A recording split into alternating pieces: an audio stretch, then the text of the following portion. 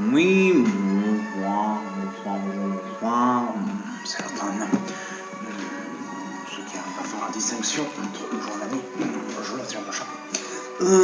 Blague à part, oui, on s'est réunis pour le troisième volet de nos lectures, des classiques. Moi, pour l'instant, dans le premier temps, et voilà, j'ai le plaisir, l'honneur d'accueillir présentement, voilà, encore une pointure de politique, encore mon exercice, je dirais. Et combien entendu, donc voilà, je soumets donc voilà, petite, comment dirais-je, sonate, mon petit morceau, afin de mettre un peu en perspective et donner un peu de corps à ses propos. Voilà, ou mettre dans une ambiance qui soit la plus propice, je dirais, à la revisite de ces textes magiques, n'en faisais pas trop, de ces textes inspirants, oui, de ces textes éclairants. Oui, merci beaucoup Patrick. Écoutez, je suis voilà, honoré, bien sûr. Je vous fais l'honneur, certes, mais je suis à mon tour honoré, bien sûr. Voilà, réciprocité évidente. Voilà, de contribuer modestement voilà, à cet petit édifice que vous êtes en train de construire de vos petits bras musclés, trapus mais musclés. Je vous en prie. On va commencer. Monsieur Nicolas. Non, il y a une seule personne, je crois. Bon, achetez-vous des lunettes. Bon. Vous parlez comme lui. Non, du tout. Je suis à cheval sur la position. Voilà, je suis un visuel. Bon, alors, enchaînons, je vois que votre susceptibilité n'en égale que la mienne. Enfin, le dralisme. Non, enfin, nous nous connaissons maintenant depuis un certain moment, Patrick. Bon, voilà. Oui, on a eu l'occasion de voir un peu brièvement, parce qu'on n'avait pas pu être longtemps dans le passé politique. Écoutez, je vous en prie, un peu de respect, mais quelle prétention. Je sais que vous avez fait le bonjour, les bonsoirs de millions de Français, mais moi je le fais avec un travail de l'ombre. Ouais. Vous étiez sous la lumière des projecteurs, et bien moi je suis dans l'ombre depuis un certain nombre d'années maintenant. Je suis un travailleur de l'ombre, et j'en suis fier. Bien sûr, travailleur de l'ombre, mais ça vous fatigue pas un peu l'ombre? Ça vous déprime pas un peu l'ombre? Non, pas du tout. Je suis d'un naturel tenace. Écoutez, nous sommes, nous, Bordelais, Landais, d'une nature rigoureuse, et nous aimons les difficultés. Alors nous nous enjaillons un petit peu de cette ambiance morose, parfois il faut le dire, la mairie de tabac. Pas des interlocuteurs, j'ai affaire à un certain nombre d'artistes. Enfin bon, oui, enfin, on s'adapte, et puis ça fait partie des couleurs de la vie, de l'existence. Donc voilà, nous parlions de quoi déjà Oui, parce que là, sinon on s'étale encore plus qu'avec les deux autres. Les deux autres. Ah, mais je tiens d'ailleurs. J'ai entendu les contributions, je tiens évidemment à passer un accueil chaleureux à mon ami Jacques. Mon père politique, bien sûr, père spirituel, j'embrasse avec beaucoup d'affection. Voilà, c'était, bien sûr, j'ai suivi tout son propos et je suis plutôt d'accord avec le contenu. Ah oui, forcément, il n'a pas été cassé sur sa cour. Bien sûr, enfin sur le personnage imagé du poème. On n'a pas du tout vu le Écoutez, il faut qu'il y ait un peu d'actualité, il faut bien replacer les choses dans un contexte plus récent, hein, bien sûr. Nous sommes plus à l'époque des charrettes, des des courtisans, comment ça? Je sens dire. Des courtisans, voilà, des affamés, quoique. C'est content. Oui, on fait tout ce qu'on peut pour qu'il le soit moins, voilà. Mais bon, je ne sais pas sur l'état actuel des choses. Nous allons vers le bon chemin. Mais enfin, c'est. Voilà. C'est autre chose, j'aurai l'occasion d'y revenir. J'imagine, à court terme, dans le cadre de ce problème, j'imagine que vous n'avez pas choisi, je dirais de manière aléatoire, fortuite. Oui, tout à fait. Non, mais j'ai suivi le cahier des charges de votre émission, de votre programme, et voilà, j'en suis fort aise. Oui, je prends les expressions idiomatiques de l'époque. Écoutez, donc je disais, voilà, est-ce que nous dirigeons vers le bon chemin voilà, l'intérêt général, national, commun, tout, je ne sais pas. En tout cas, nous allons, analyser cette petite production de ce cher La Fontaine, qui en a inspiré, étant donné les contextes et les personnages, qui en a inspiré beaucoup. Alors on ne sait pas s'il s'est inspiré de la réalité ou si la réalité s'est inspirée de lui au final. 17e siècle, voilà. C'était un visionnaire, moi, ça me parle, hein, la vision, moi qui, voilà. Vous voyez, rappelez-vous, les mouvements sociaux. On s'écarte, on va pas faire de politique, on fait de la littérature, d'accord. On peut éventuellement faire des petits raccords avec la politique, mais léger, historique, disons. Oui, mais écoutez, la politique, vous connaissez cette expression. La politique, si tu t'intéresses pas à elle, un jour ou l'autre, elle s'intéresse à toi, dans la vie quotidienne. Et donc la politique, mais c'est la vie. Bon.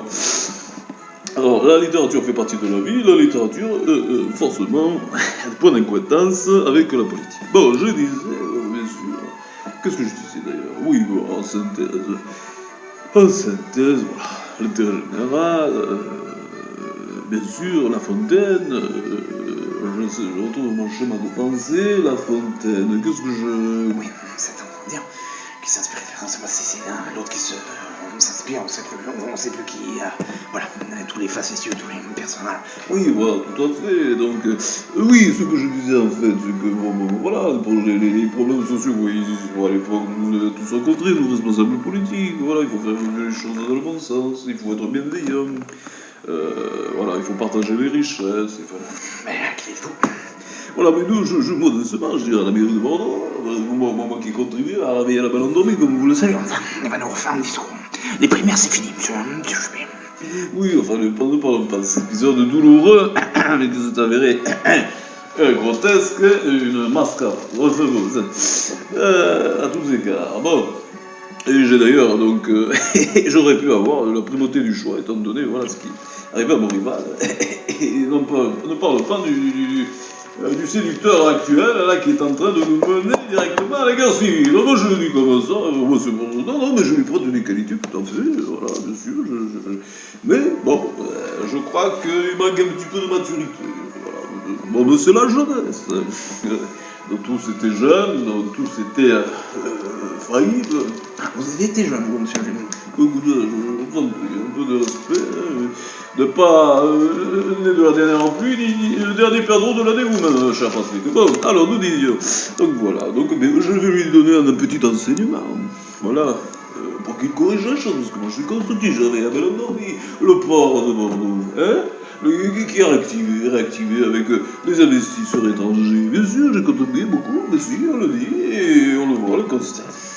Les quais, qui a rénové les quais avec brio, avec esprit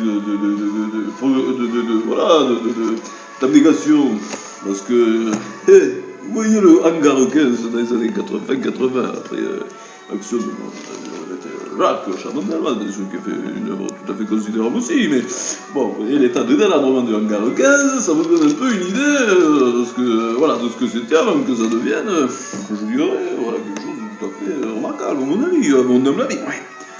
Toujours aussi modeste, hein. Non, mais je suis réaliste, et puis voilà, et les entreprises locales, qui a fait venir les entreprises du R&D, des nouvelles technologies sur la rive droite, et c'est les zones franches à Bibi, hein. C'est Bibi qui a établi ces zones franches. Bon, mais alors écoute, je fais un certain nombre de choses, ça continue, je suis fier. Bon, alors, revenons à nos moutons, en l'occurrence, nos animaux, la cigale et la fourmi. Ah oui, vous avez... Ah oui, j'avais pas pris la fable la plus... la moins prestigieuse, hein. Oui, écoute, le coup, c'est la plus. Oui, avec le Corboleur, on se dispute un petit peu, ça, mais ça, c'est la vieille concurrence du RPR, avec, de l'UMP, avec notre ami, le volontariste zélé, là, Nicolas, bien sûr. Alors, la cigale et la fourmi, je vous fais un petit historique. Elle est la première fable du livre de la Jeanne de La Fontaine, située dans le premier recueil des fables de La Fontaine, édité pour la première fois en 1668. D'accord. C'est pas un cours magistral, monsieur Julien. Il s'agit d'une réadaptation d'une fable d'Ésope qui est inspirée d'autres auteurs. Ésope, ça vous dit quelque chose? Non, pas du tout. Bon, écoutez, La Fontaine a pris connaissance de sa version à travers les travaux d'Aftonios. Écoutez, vous nous perdez déjà là depuis tout à l'heure, on n'a pas commencé, ça fait 10 minutes. Vous avez perdu votre esprit de synthèse avec l'argent. Oui, écoutez, je vous en prie, pas d'allusion méprisante, blessante, à mon âge avancé, soi-disant. Quand on voit le vôtre, on est rassuré. Cette fable très connue de génération d'écoliers est celle qui a fait l'objet du plus grand nombre de commentaires, d'autant que La Fontaine ne prend pas parti et que la morale conclusive n'est pas vraiment explicite. Bon, explicite, pardon, conclusive, explicite. Jean-Jacques Rousseau décausait d'ailleurs de l'apprendre aux enfants, la considérant comme ambiguë et trop difficile à interpréter. Bon, s'agissant des interprétations. Non, on va le chapitre des interprétations. Bon, donc voilà. Synthétiquement, pour dire qu'il faut retenir la substance de ce texte, on va pas revenir sur voilà, les aspects biologiques. Bon, on fait référence à des fourmis granivores, parce qu'il se trouve que la cigale ne mange pas de mouches ou de vers et meurt à la fin de l'été. Alors là, on est perdu. Le off, la biologie des animaux, c'est pas. C'est parce que. Voilà, que ça intéresse quoi. Oui, il faut parler de choses, il faut être exhaustif, il faut reprendre justement les Français, les jeunes pousses, il faut les solidifier, les structurer dans leur connaissance. Alors on parle de tout. Donc elle ne peut donc créer famine auprès d'une fourmi qui dort l'hiver et carnivore n'amasse pas de graines. D'où, voilà, le sauvetage, l'idée, l'exutoire qu'ont trouvé certains pour relever, au niveau de cette femme un petit peu caricaturale et grossière, de parler de fourmis granivores. Enfin bon. Je vous parle pas de... Je vous passe la mise en musique. Tiens, spécialement pour vous, Patrick, je sens que vous impatientez. Écoutez, je commence. Je démarre. Ah, 12 minutes. Merci. La cigale ayant chanté tout l'été. Voilà. Vous avez remarqué, j'ai pu chantonner d'ailleurs. Oui, on a vu le karaoké. Oui, j'embrasse d'ailleurs mon ami Francis, j'embrasse Julien, c'est mes copains, c'est mes potos maintenant. Ouais. C'est vraiment exceptionnel. Et toi, stupéfiant. Se trouva assez de préjugés, se trouva fort dépourvu, hein, quand la bise fut venue. Ah, la bibise, faites la bibise, je plaisante. Ah ouais. Ah oui, je suis devenu familier, ça y est, je me lâche. Alors, pas un seul petit morceau de mouche ou de vermisseau. Rien, nada, walou. Walou, c'est-à-dire donc la famine, la crève, bon voilà. Elle alla crier famine. Oui, on a compris. Chez la fourmi sa voisine, la priant de lui prêter quelques grains pour subsister. Alors nous sommes dans une société de partage, il faut encourager la solidarité. Vous êtes tout libéral, alors. Mais non, mais la liberté, on va pas faire tout un développement sur le libéralisme, mais le libéralisme nécessite un État interventionniste, un État régulateur, un État-providence, évidemment. La prenne de lui prêter quelques grains pour subsister jusqu'à la saison nouvelle. Je vous paierai, lui dit-elle, avant l'août, voie d'animal, intérêt principal. Bien sûr, l'aspect financier est à prendre en considération également, je veux dire, de manière prégnante. On ne peut pas prêter qu'aux riches. C'est vous qui le dites. Ben oui, bien sûr, j'ai écouté, il faut évoluer dans la vie. D'ailleurs, je n'ai jamais été sur ce train-là, je veux juste... Mon objectif... Mais non, c'est pas un discours politique. Bon, écoute, c'est un petit peu ambigu. Venez de venir de faire... de pavoiser sur des choses qui ont un rapport un peu avec le... Alors je vous dis, le fond des choses. Le fond des choses, c'est que nous devons être créatifs, entrepreneurs. Nous avons besoin de moyens. Et les moyens, nécessairement, sont à trouver dans la sphère financière. Favoriser le capital, certes, mais évidemment, il nous faut des financeurs, il nous faut des investisseurs. Alors, intérêt et principal, c'est, jusqu'à présent, avant qu'on revienne au système du troc, le fonctionnement, voilà, de la sphère de financement de l'école. Bon. Et chaque individu est susceptible de subir ces contre-coups. Bon, et ce contre-coup. La fourmi n'est pas prêteuse, c'est son problème. La fourmi n'est pas prêteuse. C'est-à-dire qu'elle accumule, un peu comme les rentiers, elle ne distribue pas, elle ne partage pas le gâteau. On va pas venir le gâteau, vous n'avez pas parlé du fromage aussi. C'est qu'elle est la fourmi, c'est pas le corbeau et le renard. Oui, mais enfin bon, on peut trouver des similitudes. C'est-à-dire le gâteau, le fromage, le beefsteak, peu importe, la dénomination. En tout cas, la fourmi n'est pas prêteuse. Et ça peut poser des problèmes aux investisseurs, aux entrepreneurs, comme la cigale, qui est active. La fourmi, elle est plutôt rentière, elle s'occupe de son précaré, elle est plutôt patrimoniale. Bien sûr, on va être en faire l'économie, le modèle économique de la cigale et la fourmi. Écoutez, justement, c'est une image, et je vous pointer là un élément important, c'est que M. Lafontaine, évidemment, vous le savez, nous l'avons tous appris en CM2, ou 6e éventuellement pour les attarder. Essayez de faire un parallèle entre ce qui peut se produire, être observé chez les animaux, et le déplacer. C'est une sorte d'image, de métaphore. Il y avait un double langage, bien sûr, un double discours, une double interprétation à avoir. Celle que l'on peut observer auprès des animaux qui pensent, comme on dit. Enfin, qui pensent, qui essaient de penser, qu'on essaie de faire penser, qu'on essaie d'influencer d'ailleurs avec les sondages. Oui, voilà, donc voilà, tout ça c'est une manière de parler de nous, de grands animaux que nous sommes. Bon, écoutez, donc voilà. Alors, la fourmi n'est pas prêteuse, c'est là son moindre défaut. Que faisiez-vous au temps chaud, dites elle, cette emprunteuse. Parce qu'il ne suffit pas d'aller venir réclamer de menu donné, il faut y avoir contribué. Hein? Et les prélevés. Bon. Dit-elle à cette emprunteuse, un jour à tout venant, je chantais « Ne vous déplaise ». Et voilà. Et voilà la morale de l'histoire. Et pourquoi? La morale, c'est de chanter? Non. Vous-même, vous chantez, vous êtes mis à la chanson, j'ai entendu. Enfin, c'est le jeu de qui chante, vous accompagne. Écoutez, je vais écouter un peu arrogant, légèrement frustré. Vous n'avez pas l'entièreté de mes compétences et de mon génie et de mon talent, alors ça vous fait mal, hein, ça vous chatouille quelque part, ça.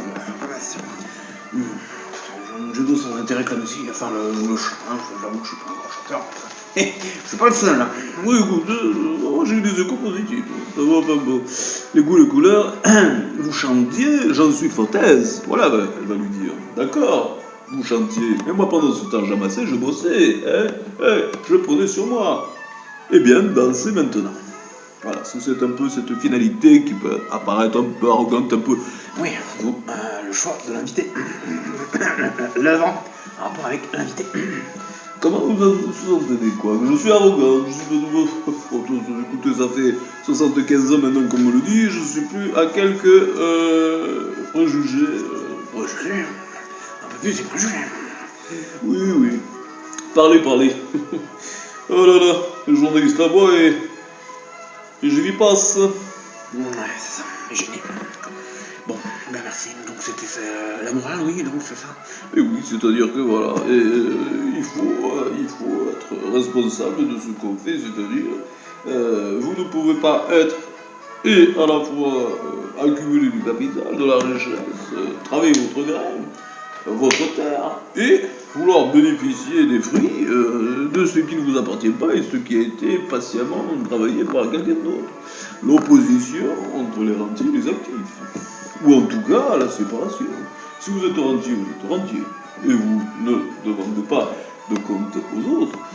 Et si vous ne l'êtes pas, eh bien vous travaillez à récolter des fruits de la manière dont vous pouvez, voulez, et assurément être disposé à récolter. Bon, d'accord. Quand même un peu... ouais, c'est la version libéraux, keynesiano, la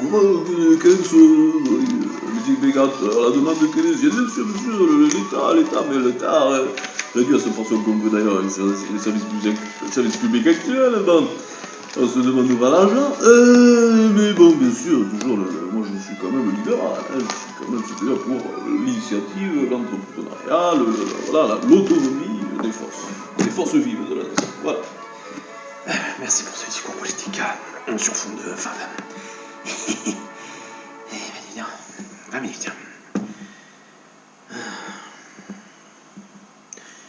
Ah, les affabulateurs. Pardon?